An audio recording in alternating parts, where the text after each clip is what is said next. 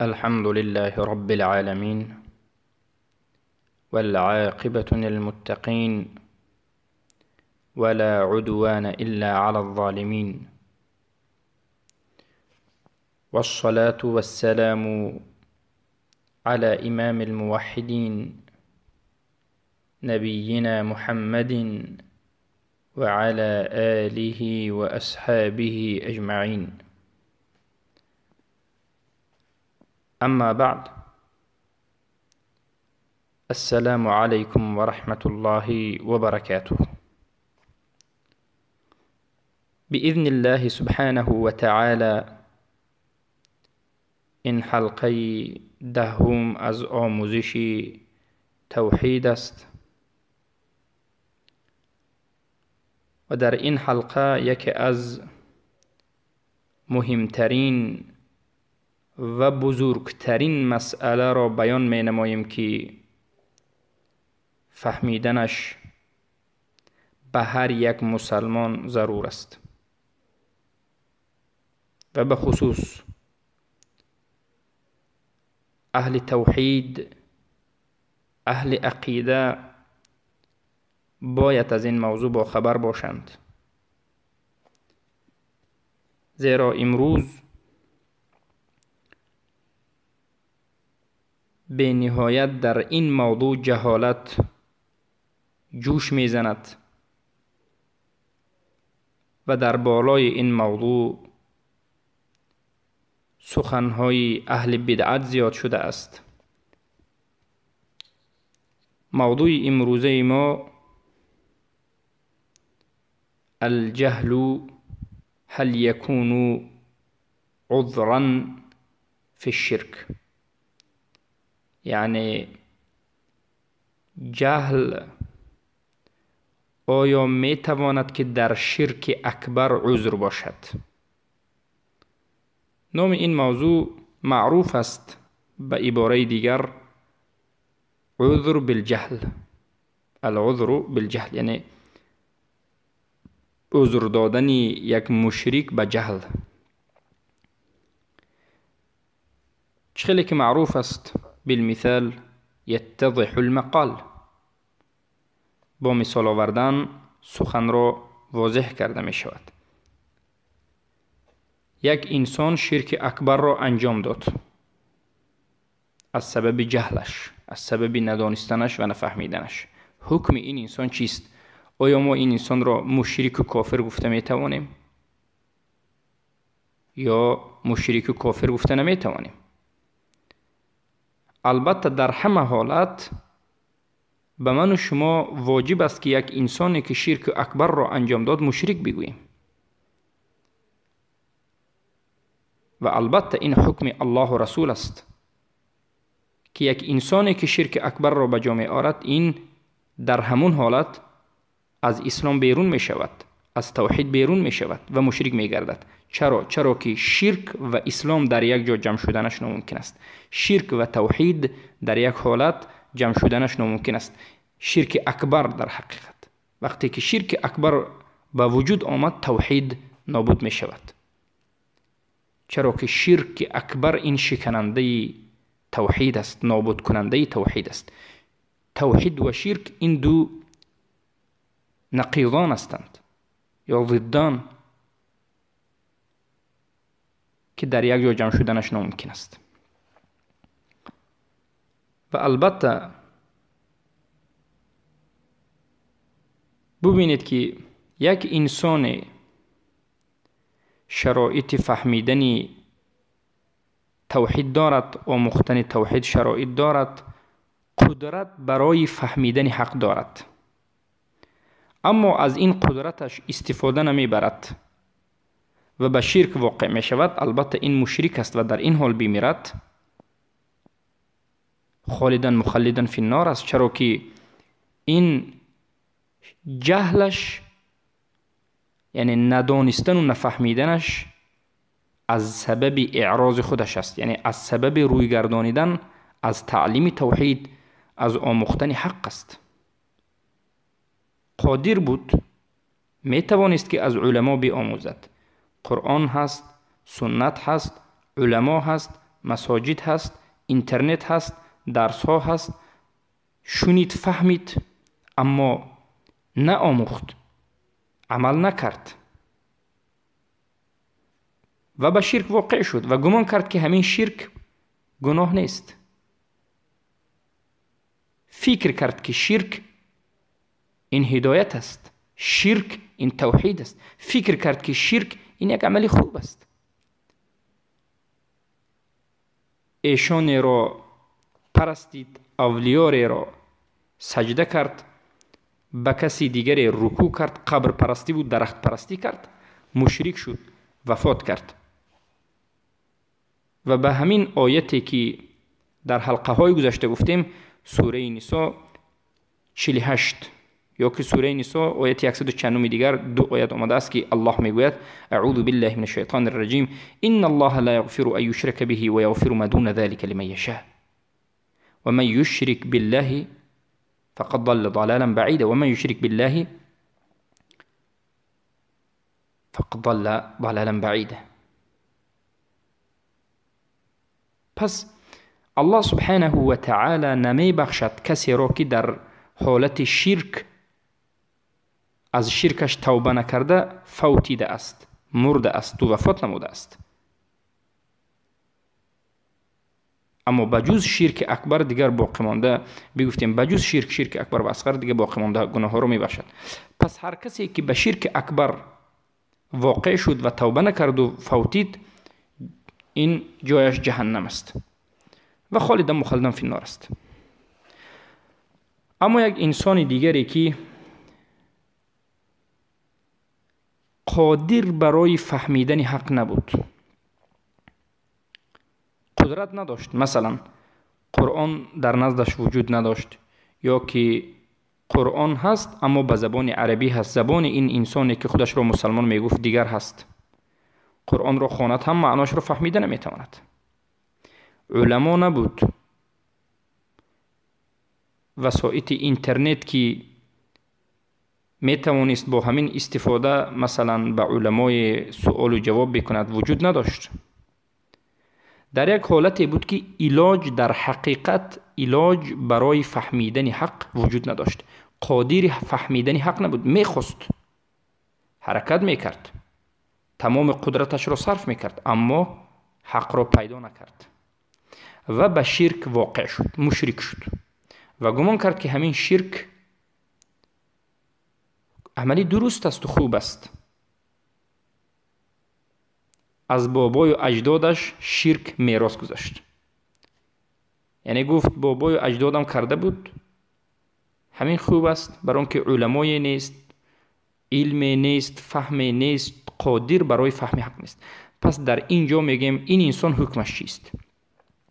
این چنین انسان ها به مانند کیست؟ اولا به مانند کسی که نو اسلام را قبول کرده باشد. علما میگن حدیث و عهد بالاسلام، یا که حدیث و عهد من الکفر، از کفر نو به اسلام در آمده باشد، یا که نو به اسلام در آمده باشد، یعنی یک نصرانی، یک یهودی، یک مشرک، یک بودیست، یک ملحد، وقتی که اسلام را قبول کرد، شهادتین را گفت، معنیش را فهمید و تلفظ کرد و داخل شد، اما یک شرک اکبر را گمان کرد که این شرک نیست، شرک را انجام داد و گمان کرد که همین هدایت است، همین خوب است، همین اسلام است. پس این انسان حکمش مشرک است، اسمش مشرک است. ما به این انسان معامله شرکی یعنی معامله کفر میکنیم، یعنی در مسئله ذبح کرده این انسان را نمیخوریم، ذبحش حرام است برای مسلمان ها. در مسئله میراث نمیگیرد و این چنین در مسئله جنازه به این جنازه خوانده نمیشه، در مسئله دعا و در مسئله سلام و غیر مسائل، نکاح و میراث و ذبیحه و غیره. ما به این در این دنیا معامله کفر میکنیم. اما در این دنیا فرق این انسان مشرک از دیگر مشرک ها این است که این قادر برای فهمیدن، یعنی قادر برای دریافت کردن حق نبود، یعنی حق را کفت اما نیافت. اما مثال پیش از این آوردهمون، او میتوانست که حق را در نزد بودش رو بفهمد، اما خودش روی گردانید. قادر بود اما استفاده نکرد. این قادر نیست. حکم این انسان از انسان پیشگذشته این است که انسان پیشگذشته اگر بمیرد خالدا مخلدا فی النار گفتیم، اما این اگر بمیرد ما این رو خالدا مخلدا فی النار گفته نمیتوانیم. این انسان در روز قیامت امتحان می شود، برای اینکه جهلش حقیقی است. حرکت کرد که حق رو فهمد اما نفهمید. ما در اینجا کلمه فهم بگوییم خطا است. البته حرکت کرد که حق رو پیدا کند اما پیدا کرده نتوانست. این چنین قسم دوم که علما میگویند این هم همین حکم رو میگیرد. مثلا یک انسانی که در بادیه زندگی کرده باشد، بادیه عادتا یعنی عباره که استفاده برده میشد به یک انسانی که از تمامی تقدمات حضاره و از تمام پیشروی این عالم عقب مانده است، تو در یک کنج دنیا زندگی میکند. به مثال امروزه بگیم نه شبکه ها دارد، نه وسایل اخبار رو میفهم، نه اینترنت دارد، هیچ چیزی ندارد. از مردم هم انزعاج گشته است و دور هست، از مردم هم جدا است، به عالم روبرو نشده است. دینش رو از همون بابایش میراث گرفته است. شرک دینش این شرک است. این انسان رو ما مشرک میگیم، اما این رو خالدا مخلدا فی النار نمیگیم، برای اینکه این در حقیقت قادر برای دریافت حق نشد، قدرت نداشت. با وجود این که حق را میخواست اما پیدا نکرد. پس الله سبحانه و تعالی این انسان رو هم در روز قیامت امتحان میکند. یا که بعضی از علمای اهل سنت و جماعت میگن و اکثرشون میگن هر کسی که در بین کفار نشأت یافته است، بزرگ شده است، در بین کفار مادر مسلمانش، پدر مسلمانش این رو به وجود می آید، یعنی از مادر تولد می شود، در بین کفار بزرگ می شود، خودش رو مسلمان می گوید و شرک رو انجام می دهد، گمان می کند که شرک همین اسلام است. این انسان رو هم میگیم اینم مشرک است. یعنی به هر سه این نمود، هر کسی که در بین کفار نشأت یافته باشد، هر کسی که نو از کفر به اسلام داخل شده باشد و هر کسی که در بادیه نشین باشد، در بادیه نشسته و شرک رو انجام داده باشد، ما میبینیم اینها در حقیقت قدرت برای دریافت حق پیدا نکردند.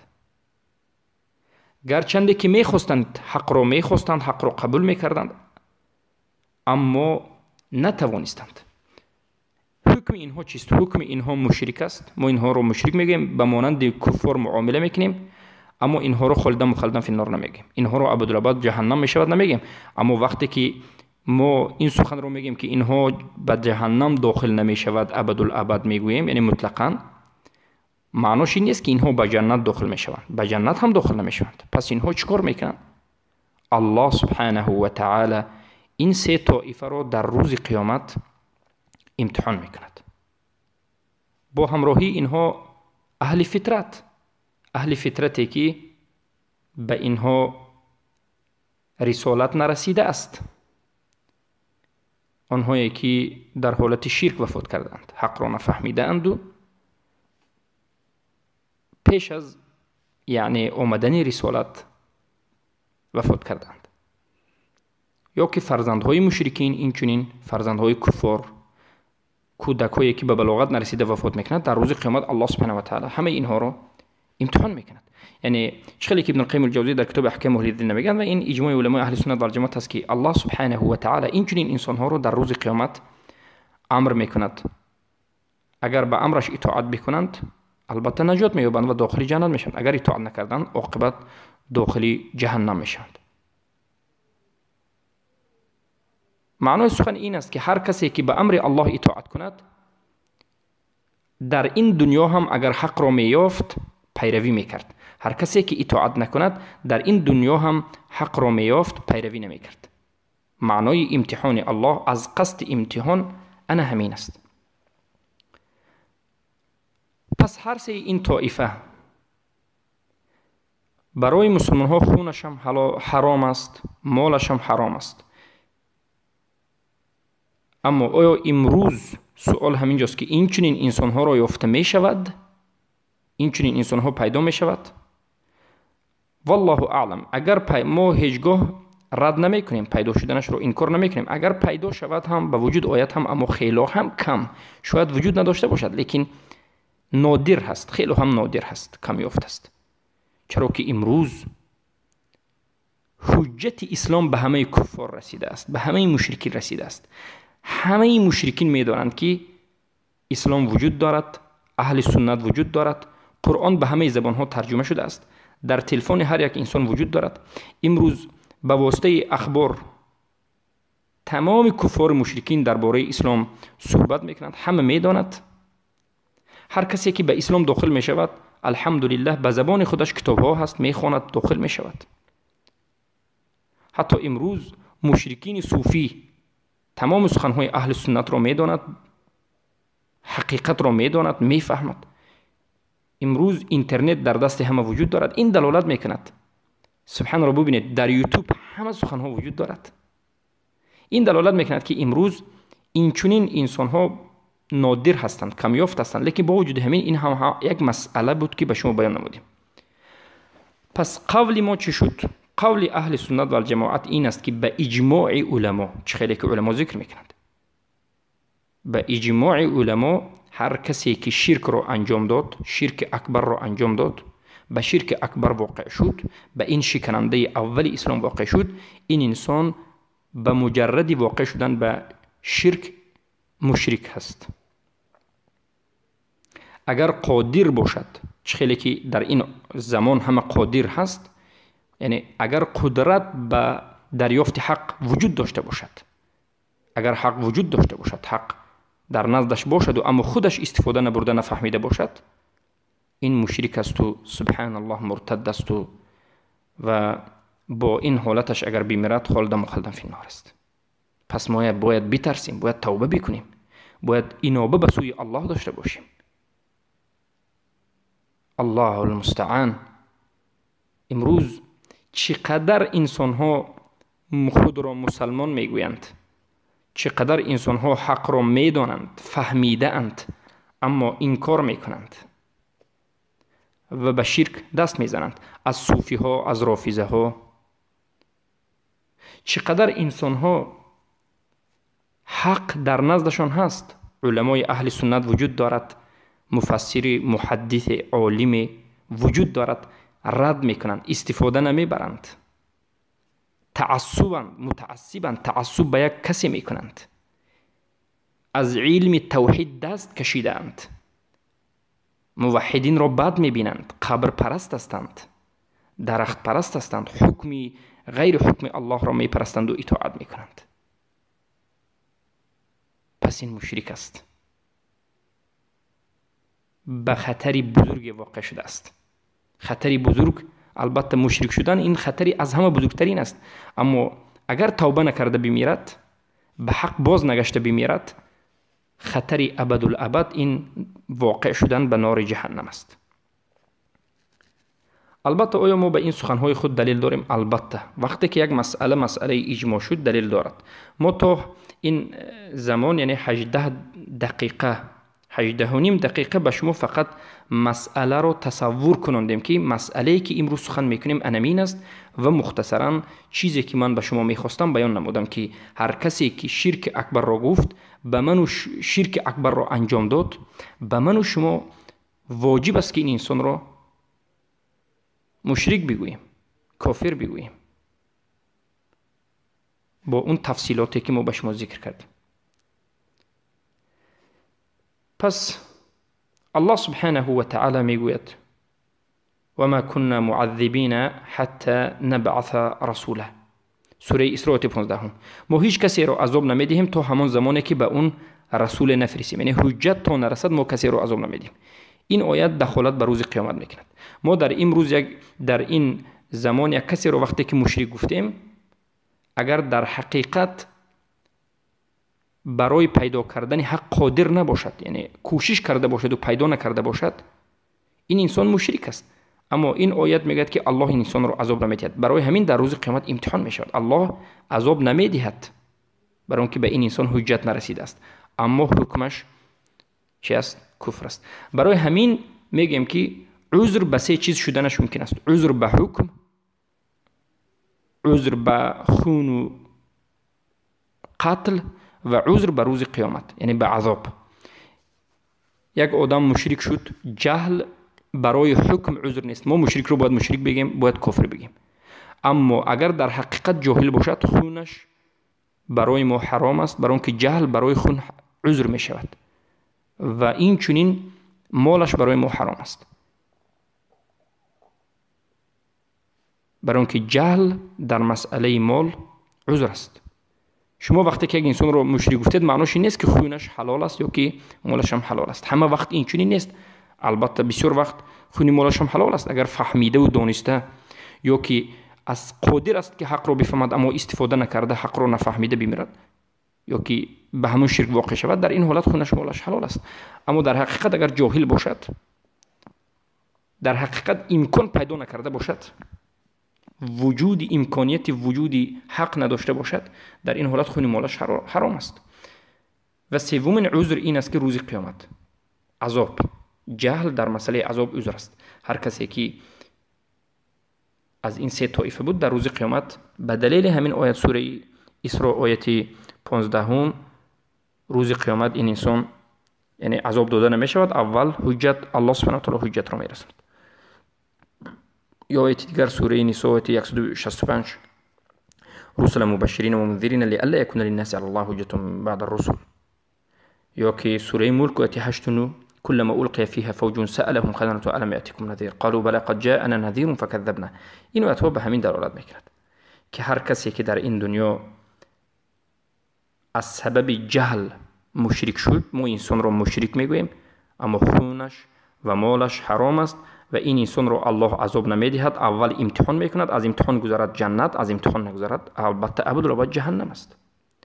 اما هر انسانی که قدرتی دریافت حق داشت، عالم وجود داشت، اینترنت وجود داشت، تمام شرایط وجود داشت، اما استفاده نبرد، حرکت نکرد، کوشش نکرد، البته این مشرک در این دنیا و در آخرت است.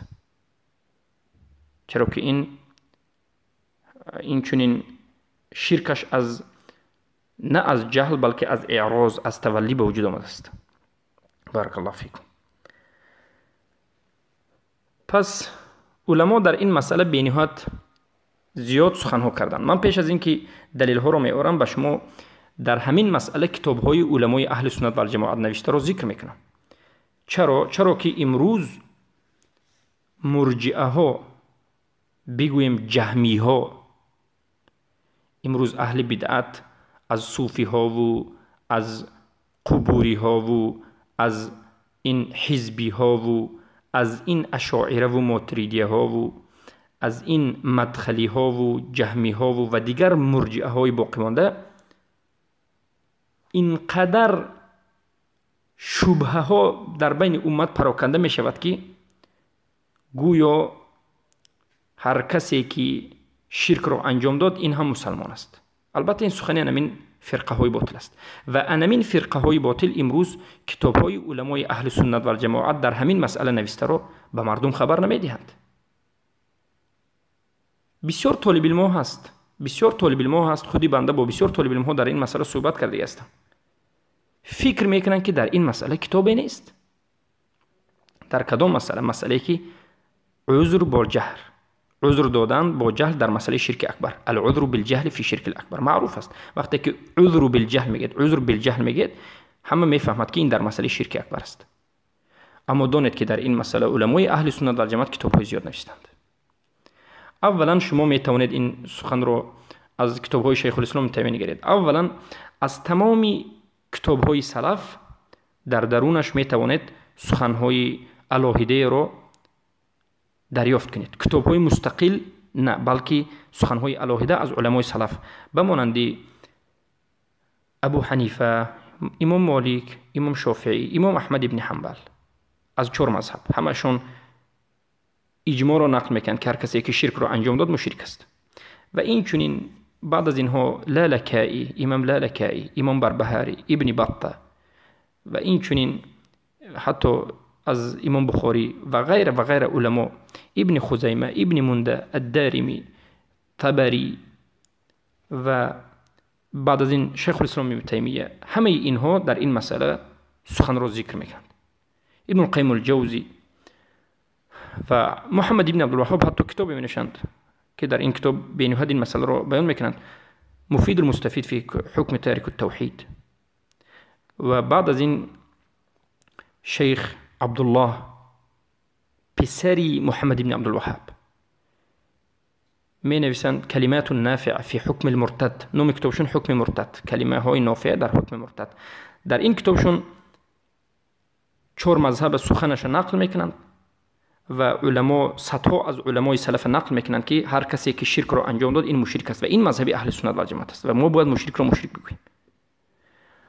و این چنین کتابی بگفتیم این کتاب مستقل است. فرزند محمد ابن عبدالوهاب عبدالله کتاب مستقل در این مسئله می نویسند و بهترین کتابی که در این مسئله عذر بالجهل است کتابی که عبدالرحمن ابن حسن ابن محمد ابن عبدالوهاب، نبیره محمد ابن عبدالوهاب، عبدالرحمن صاحب کتاب قرة عیون الموحدین یا که فتح المجید، کتابی می نویسند به نام قول الفصل السدید على رد او الرد على داود ابن جرجیس.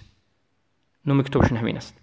به داود ابن جرجیس گفتن انسان رد میزنند، برای اینکه این داود ابن جرجیس میگفت که هر کسی که شرک رو کند اگر جهل کتی کند این مشرک گفته نمیشود. به همین این شیخ اهل سنت و جماعت رد میزنند، یک کتابی مینویسند که البته این کتاب در نزد من وجود دارد، همین کتابی که میگم الحمدلله وجود دارد. و این چنین شیخ عبداللطیف فرزندی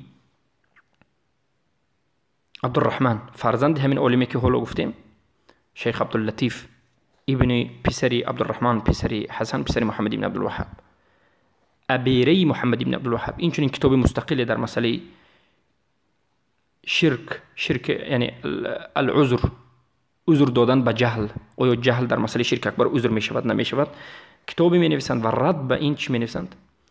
این چنین رد به داود ابن جرجیس می نویسند. الجهل العذر بالجهل والرد على میگن داود ابن جرجیس. و این چنین شیخ اسحاق، علمای نجد، کتاب انتصار می نویسند که 100% در خاص در همین مسئله بیان میکنند، قول علما را ذکر میکنند، قول اهل سنت و جماعت ذکر میکنند که هر کسی که شرک انجام داد ما باید مشرک بگوییم، با این تفصیلاتش که پیشتر ذکر کردیم. و این چنین شیخ عبدالله ابا بطین کتابی یعنی الجهل بالعذر می نویسند و 100% مذهب اهل سنت رو از سلف تا زمان خودشون ذکر میکنند که مذهب اهل سنت و جماعت، قرآن و سنت، منهج رسول الله، منهج صحابگان این بود که هر کسی که شرک اکبر رو انجام داد این رو مشرک میگفتند. خواه در حالت جهل و غیر جهل باشد که ما تفصیلاتش رو ذکر نمودیم. الله اکبر. پس ببینید کتاب وجود دارد. از علمای معاصر هم بسیار هستند، مثلا شیخ علی بن خضیر الخضیر که امروز در سجن این طغات حکومت سعودی محکم هستند، در زندان هستند. الله سبحانه و تعالی نجاتشون بدهد. تقریبا سن سالشون 70 سال است، امروز زنده هستند، لیکن چندین سال است که حفظه الله در درون زندان به خاطر سخن حق یعنی بسته شده اند. شیخ هم کتاب دارند به معنی نامش که العذر بالجهل، نام کتابشون العذر بالجهل، عذر با جهل، که انسان میتواند استفاده برد. و بسیار از مشایخ دیگر. پس این همه کتاب ها این مسئله را آشکار و واضح نمودند.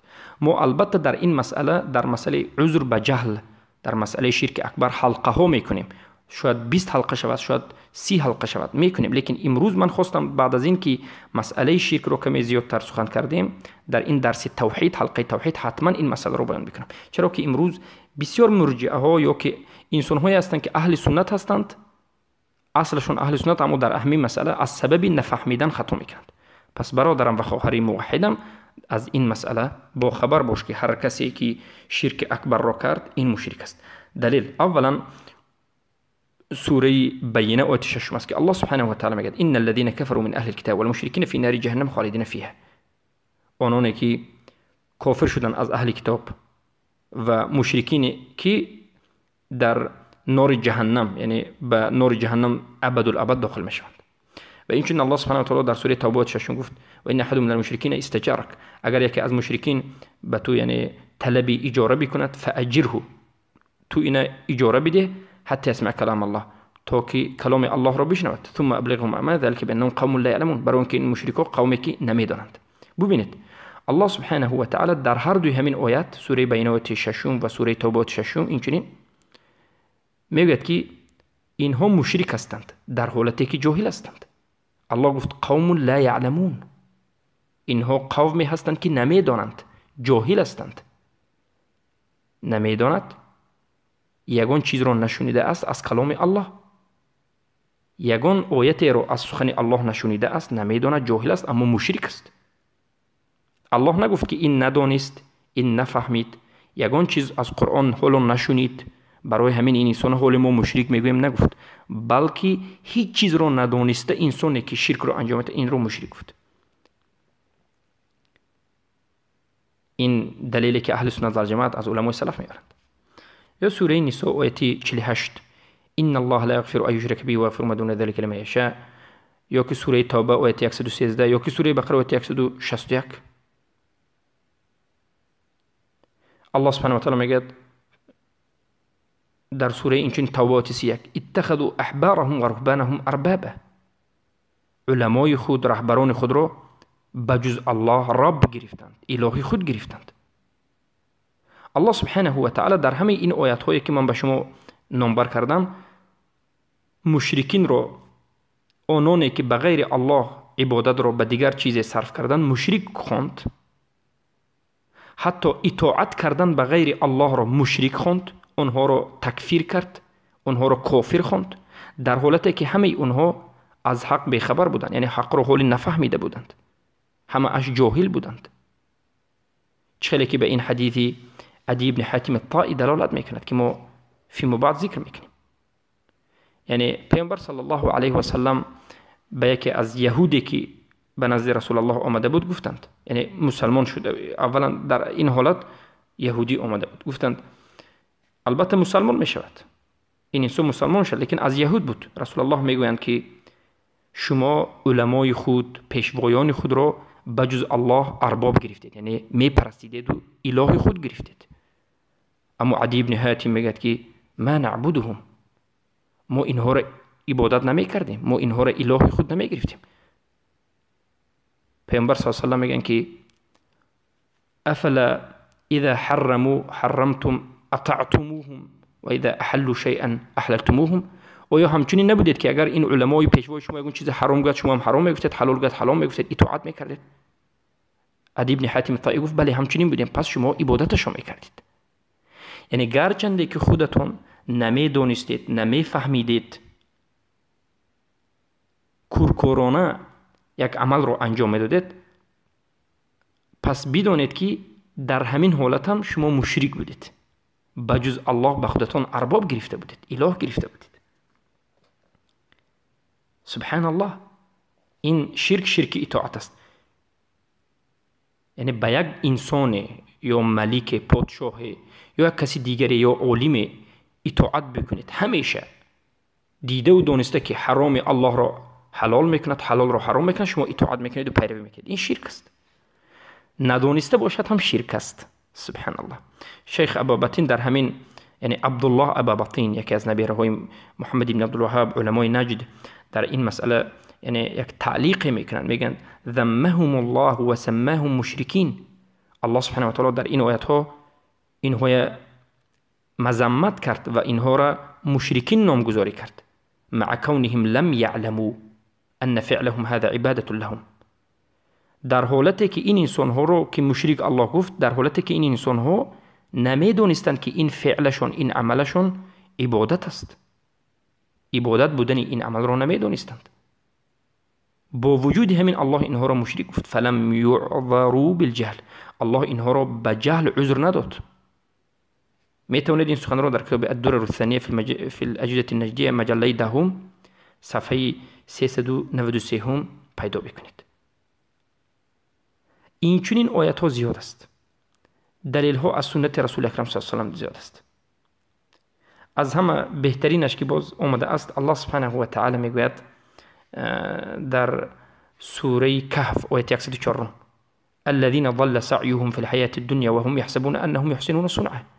آنانی که در این حیات دنیا یعنی کوشششان به گمراهی رسیده، یعنی گمراه شده اند، کافر شده اند، از دین بیدین شده اند، اما با گمان میکنند که اینها این عملی که انجام میدن خوب است، میپندارند، حساب میکنند که این عملشان خوب است.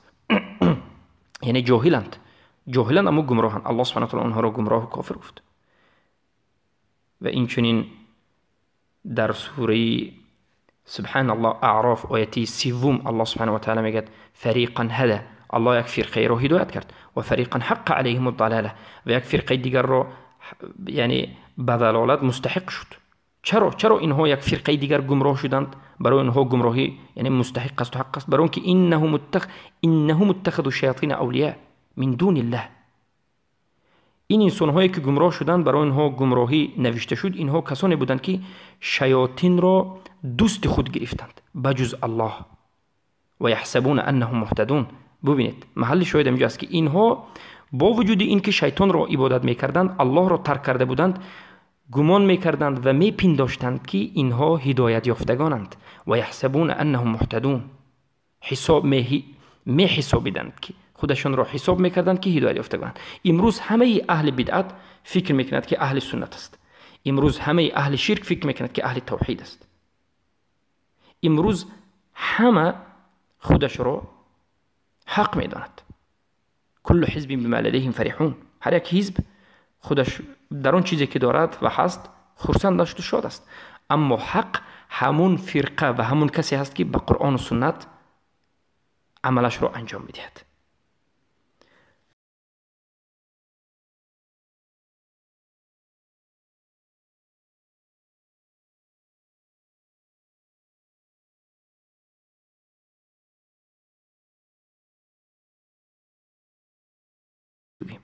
این عقیده اهل سنت و الجماعت است. حدیث ها در این مسئله برادران عزیز زیاد است.